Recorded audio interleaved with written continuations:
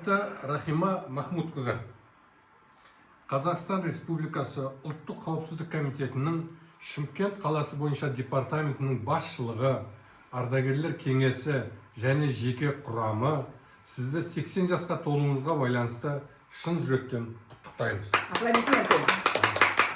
Сіз ұлттық қауіпсіздік комитетінде қызмет атқарған мерзімде өзіңізді кәсіби дайындалған, ынталы, ұйымдастырушылық қабілеті жоғары қызметкер ретінде таныта білдіңіз.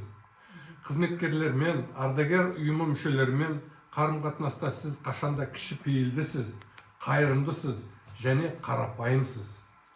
Әріптестеріңізбен, ардагерлермен байланысты дұрыс ұстайсыз, ұжымда сыйлысыз. Все полностью я читать не буду.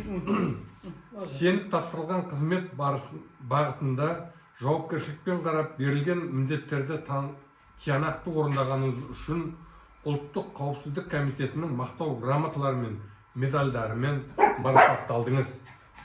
Сізді құттықтай отырып, отан алдындағы әскери міндетін толығымен мінсіз орындап шыққан қызметкер ретінде құрмет тұтатынымызды білдіреміз.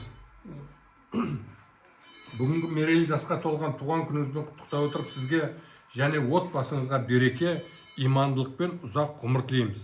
Қашанда сіздің айналаңызда жаны жайсаң, мейірімді, жақсы жандар қаумалай берсін. Аса құрметпен Шымкент қаласы бойынша ұлттық қауіпсіздік комитеті департаментінің бастығы генерал-майор Сейсенбаев Руслан Темірғалиұлы және ардагерлер кеңесінің төрағасы полковник Адаев Уәлихан Жолдасбекұлы.